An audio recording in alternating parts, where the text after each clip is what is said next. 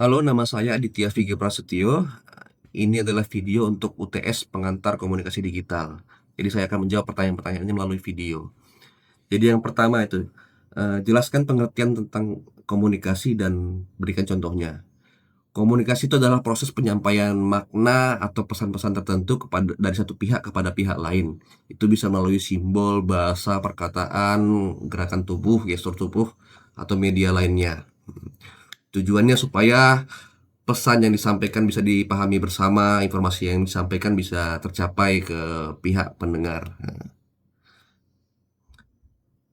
Contohnya ya, kalau contohnya misalnya seperti Pak dosen menyampaikan pesan-pesan informasi melalui video conference atau Zoom. Atau berikutnya ada juga kita bisa komunikasi melalui digital, misalnya pakai WhatsApp atau Messenger lainnya. Kita kirim pesan ke teman-teman lainnya di kontak kita.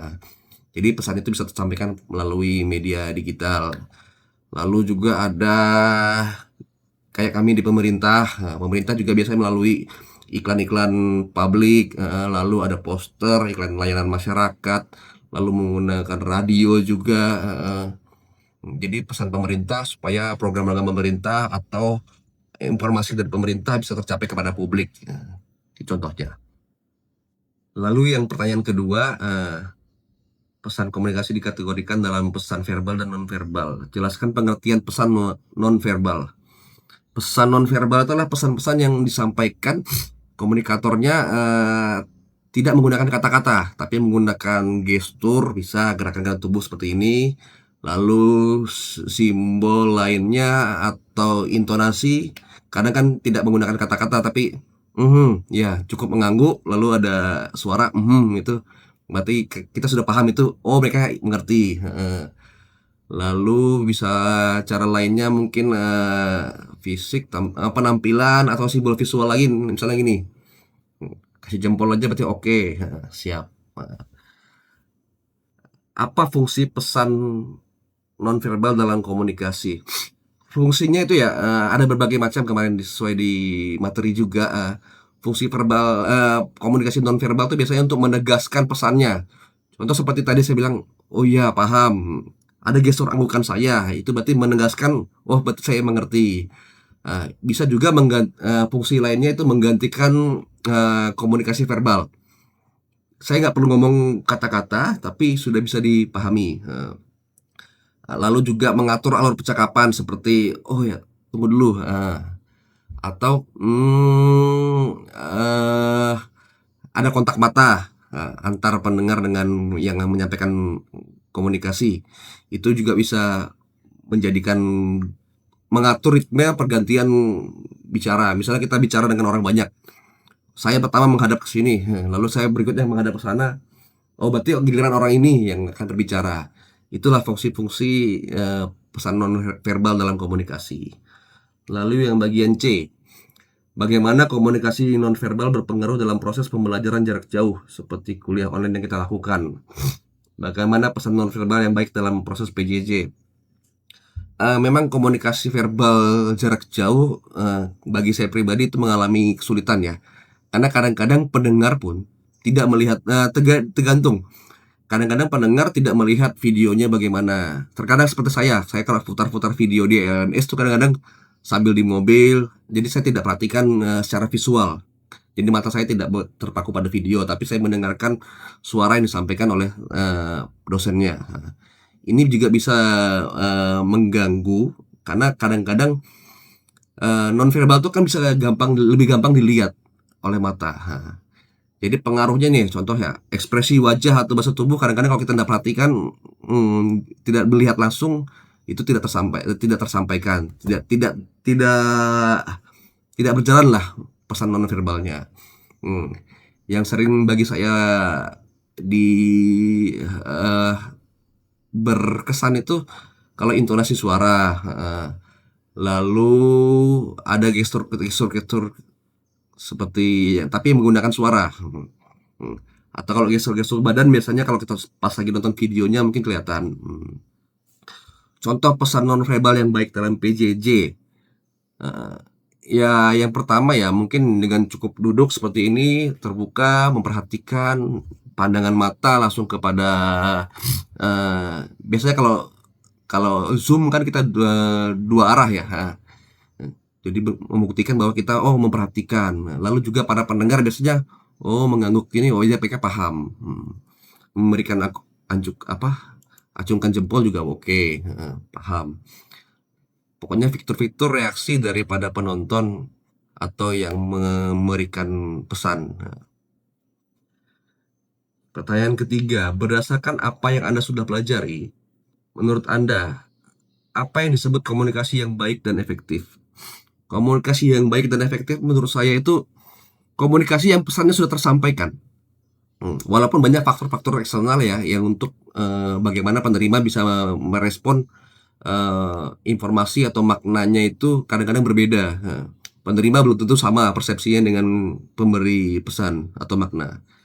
Jadi komunikasi yang baik dan efektif itu yang pertama tuh pesannya jelas atau tepat dipahami orang yang menerima pesan. Yang kedua, biasanya lebih efektif kalau itu dua arah. Bukan kita aja bercerita monolog, tapi ada respon, ada dialognya, ada respon feedback lah dari penerima pesan. Yang ketiga itu yang utama itu menghasilkan dampak. Menghasilkan dampak ini bisanya contoh pesan saya sudah saya sampaikan kepada penerima pesan atau informasi makna. Dia melakukan perubahan tidak? Ada perubahan tidak pada dirinya penerima penerima pesan ini? Perubahan sikap, tindakan, atau pemahaman. Akhirnya dia jadi lebih paham, jadi dia bisa mengubah reaksi-reaksinya ke depannya bagaimana. Jadi bisa dibilang kalau komunikasi yang efektif itu adalah ketika pesan juga jadi didengar, tapi juga nyampe lah kepada lawan bicara dan mempengaruhi psikologis pembicara. Lalu poin B, kapan dan mengapa kita memerlukannya? Mengapa dan kapan kita memerlukannya? Kapan kita memerlukan komunikasi yang baik dan efektif? Hampir semua komunikasi kita punya tujuan. Jadi ketika kita menyampaikan berita yang penting itu pasti kita pengen, oh berita ini nyampe dan beritanya dipahami. Jangan sampai beritanya simpang siur. Itu yang pertama. Kedua, contohnya ya ketika kita bekerja dalam tim, seperti kita bekerja dalam tim kerja atau tim kelompok ujian ini, kemarin ada beberapa materi yang kita perlu bikin kelompok. Kita perlu komunikasi antar individual supaya tugas-tugasnya tercapai, outputnya bisa kita kerja bersama targetnya. Lalu untuk biasanya kita untuk kalau di pekerjaan itu untuk menyelesaikan masalah-masalah pekerjaan. Ini ada trouble tentang klien kita, bagaimana kita sikapinya. Ayo kita diskusi sama-sama. Itu pasti memerlukan komunikasi. Ini juga terjadi pada proses belajar mengajar, bagaimana dosen bisa menyampaikan informasi dengan tepat, dipahami oleh murid-muridnya, mahasiswinya. Lalu ia bisa mahasiswinya bisa memahami apa yang dimau dan disampaikan oleh dosen, lalu bisa mengerjakan, bisa mendapatkan informasi yang lebih baik. Lalu poin C, apa tantangan terbesar untuk menciptakan komunikasi yang baik dan efektif? Tantangannya ya, kalau di ilmu komunikasi banyak faktornya sih. Pertama, perbedaan, tadi saya sudah sampaikan juga, perbedaan persepsi atau individu. Setiap orang kita punya latar belakang yang berbeda-beda. Ide, pola pikir, karakter kita juga berbeda-beda. Kadang kita individu A dan individu B, biarpun sama-sama kita lempar informasi yang sama, makna yang sama, mereka mempunyai sudut pandang yang berbeda. Jadi perbedaan persepsi itu tantangan juga, latar belakang mereka. Lalu juga budaya itu sangat-sangat berpengaruh.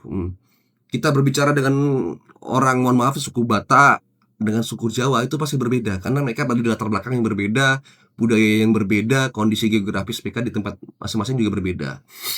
Lalu yang kedua ada faktor gangguan atau noise. Ini faktor eksternal juga seperti ya mungkin jaringan jelek, jadi terputus-putus komunikasi kita.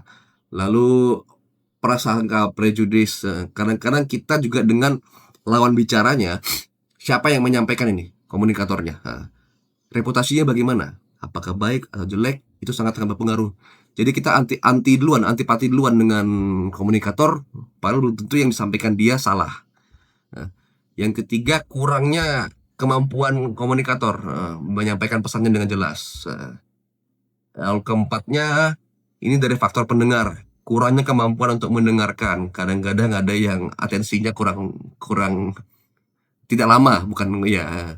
Jadi dia ada pengaruh ADHD, jadi kadang-kadang dia sulit untuk konsentrasi. Saya kira itu saja tantangan-tantangan yang saya temui.